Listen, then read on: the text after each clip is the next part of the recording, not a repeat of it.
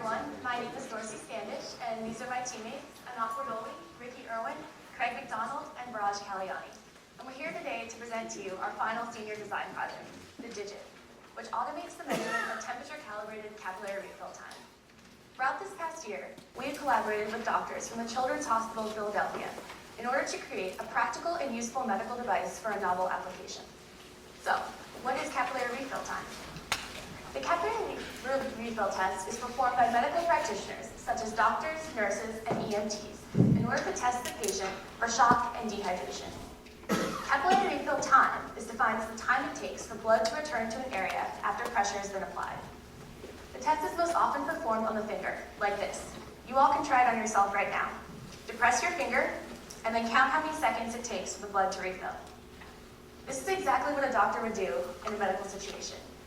A healthy capillary refill time is considered to be under 2 seconds, while a time of over 3 seconds is indicative of shock, dehydration, or a similar condition.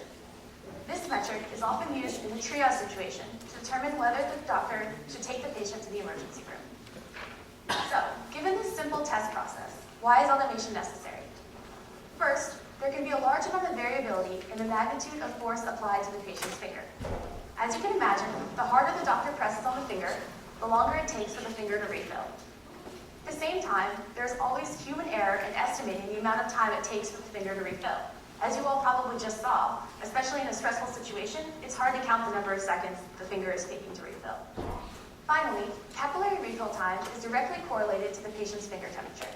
That is, a colder finger will take a longer time to refill than one at room temperature. In this way, ambient conditions such as cold weather could give a patient a falsely unhealthy capillary refill time reading. Given all of these problems with manual capillary refill time testing, our team set out to automate the process by creating a device that would incorporate and facilitate all of the actions of a human doctor. These were our specific design goals. First, we wanted to create a device that would be compact and lightweight so that it could be easily carried around by the doctor and stowed in their coat pocket. Next, the device had to be inexpensive. So once that we validated the technology, it could be easily mass-produced on a large scale to be used in medical applications. Finally, in order to be used in these hospital settings, the device had to be safe for patient use and also easily sterilized between patients. With these design goals in mind, we created the D1GIT. Here is its sequence of functions. First, the device controls the amount of force that the doctor can apply to the patient's finger. Next, it uses optical sensing technology to measure the blood flow as it returns to the finger. It processes this data and outputs a capillary refill time, while simultaneously measuring the patient's finger temperature and also offering a temperature-calibrated version of the capillary refill time. Now that we've given you this overview of the device, we'd like to delve into the mechanical, electrical, and software aspects of the system. Here's Annett to tell you more about the mechanical features of the D1GIT. Thank you, Dorsey. So, first thing we set out to do was run a series of tests to find out what attributes our force applicator required. First, we ran a series of tests on a 60 tests that varied across both genders, skin tones, as well as simulated sick and healthy patients. And what we did was we compressed their finger using different forces to see if the force actually affected their capillary refill time. And as you can see here, there's a consistent trend. As the force increases, their capillary refill time increased. And this was statistically significant with a p-value of 0.05, which proved to us that we needed to make sure our device had a consistent and consistent force that was applied to each patient. So once we realized we needed a consistent force, we brought in 3 doctors and ran some tests to find out what force they were actually exerting onto their patients during capillary refill tests, and they pressed down on the force sensor that you see above, and we recorded their force over time. And what we were interested in was the peaks of each of these curves, which range between 3 newtons and 9 newtons, and therefore we decided to use a force of 6 newtons because that lied right in the middle of that range that we discovered through having the doctors come in.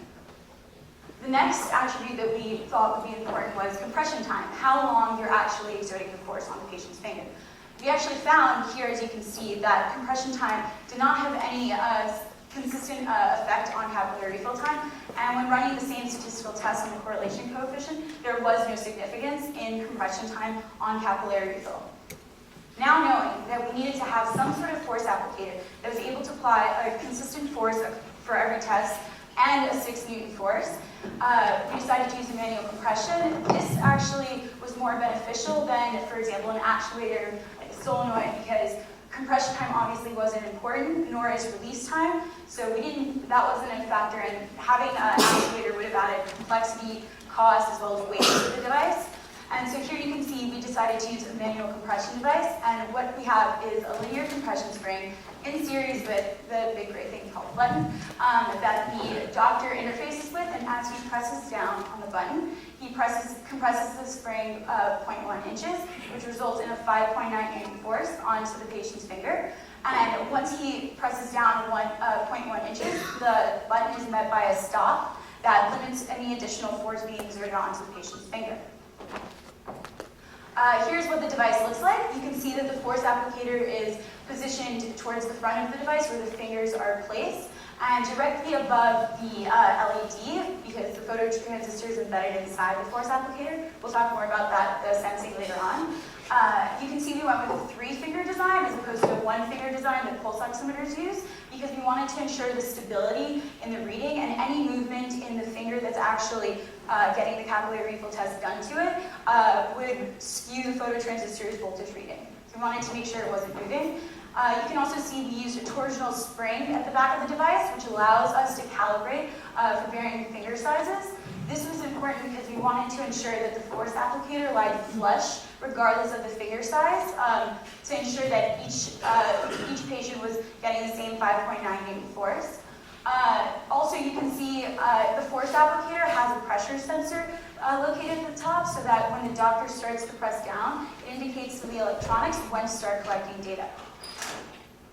Here you can see the evolution of our designs throughout the semester, and with the collaboration of CHOP, we realized our final design, which is the gray one all the way at the end. We're pretty proud of it. Here's Rikki for the electrical design. So one of the most important electrical functions was detecting the blood return to the finger. So we thought of a number of different ways to do this. One would be to use a camera to detect the change in color. Another would be to use an infrared camera and detect changes in temperature. We decided to go with a phototransistor, which detects changes in light because it's the smallest and cheapest option, and it has also been proven effective in the similar technology of pulse oximetry. So a phototransistor transmits current in response to light. As it sees more light, more current goes through, and we can measure more voltage. So in our setup, you can see the phototransistor sits above the finger, and an infrared LED sits on the bottom and shines light through. On the right, we have the characteristic plot of the phototransistor voltage over time during finger compression. So as the finger is compressed, blood rushes out of the finger, and the voltage goes way up as more light goes through. As the blood comes back, the voltage slowly comes back down, and that's how we measure capillary refill time. So using this sensing technology and algorithm, we ran the 60 tests that I not talked about before to see if what we were actually measuring was capillary refill time. So we simulated unhealthy patients by submerging subjects' fingers in ice water, which would slow down their capillary refill time, and then we ran the tests on them. As you can see from this chart, all of our healthy patients had readings of under 2 seconds, while the unhealthy patients ranged up to 4.5 seconds. So this helped us validate that our sensing technology and our algorithm were actually measuring capillary refill time. This is where everything lives inside the device. On the right, you can see there's an LED at the bottom. Directly above it is a phototransistor. It's encased in a 1/2-inch clear acrylic block to protect it. On the right is a Zener diode, which is a temperature sensor that lies in contact with the finger and can measure the skin temperature. At the bottom, there's a 9-volt battery that powers the device, and it's really easy to replace. There's also a few important functions on the left. So you can see there's only an on button. It shuts off after 5 minutes of inactivity to preserve the batteries. You can see embedded in the button, there's a force sensing resistor that can tell when you're pushing on it. At the bottom, there's a button, so that toggles the display between showing regular capillary refill time and temperature-corrected capillary refill time. This just shows how compact everything is. On the right, we have a printed circuit board that we custom designed for our project. On the left, you can just see there's lots of wires, and they all fit very nicely inside our small device. And next, Craig is going to talk to you about software. So, as you've already heard, whenever the digit measures capillary refill time, it intuitively guides the users through a sequence of steps, making use of indicator lights and the small numerical display. And so here are several snapshots of that process in chronological order. So, considering the sequential nature of its operation, in combination with the requirements for the device to be used in a hospital setting, meaning the doctor or nurse would be using the device repeatedly and randomly on different patients, we decided that for the purposes of software design, the device would be best abstracted as a finite state machine. And so here's a diagram delineating the concept of the finite state machine. And it also shows how effectively it handles the various user inputs. And this exact diagram was realized on the M2 microcontroller, which was designed by Dr. Jonathan Feeney here at Penn in the media department. And all the programming was done in C, which is a preferred language for programming embedded systems like our device, which need to perform very fast calculations in real time. And this figure illustrates some of those calculations that are performed onboard the digit each time a capillary refill test is administered. The top graph shows the phototransistor voltage signal being read by the microcontroller at a sampling rate of 100 Hertz. And as you indicated on the figure, the device begins recording the signal whenever the user releases pressure from the patient's finger. And on the lower graph, we see that at the same time, we are calculating the derivative of that signal continuously so that we are able to constantly check to see whether the slope of the signal has settled around 0. And this flattening out of the slope indicates that blood is returned to the finger, and then we interpret the difference in the times whenever the device begins recording and finishes recording as the patient's capillary refill time. A final calculation that's also performed on the digit is temperature correction. And so, as it was already mentioned, there's a study performed by researchers at CHOP to empirically determine the correlation between capillary refill time and skin temperature. And using those results, we're able to allow a doctor to see a patient's temperature calibrated or corrected capillary refill time, which would be the patient's capillary refill time if their skin were at a normal 25 degrees Celsius. Finally, Viraj is going to conclude the presentation. So now that we have gone through the mechanical, electronic, and software components of our prototype, we would like to take you through a video demonstration.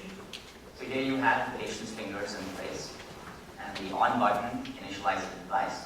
You press the force applicator, and it calculates capillary refill time, and then the temperature toggle button gives you the temperature-corrected capillary refill time. So recently we consulted the doctors at Children's Hospital of Philadelphia, and we showed them our prototype, and they were pretty happy with it, and they gave us valuable feedback on how to make it a lot more robust for future use. As we mentioned earlier, we have met all of our design goals, and therefore we feel confident that we can produce the digit on a commercially viable scale. Currently, the production costs are just under $100, and most of this comes from 3D printing. But if we injection mold this product, it can substantially reduce the costs. Also, as you can see, it's a very small and compact design, and it weighs under 200 grams. And the plastic materials used here can be easily disinfected after each use. Going forward, an important consideration for improving the design would be medical validation. Currently, our CRT measurement is based on our own models and experiments, and therefore we would like to test with doctors at CHOP and other hospitals in a more natural environment and calibrate our readings with their own perceptions.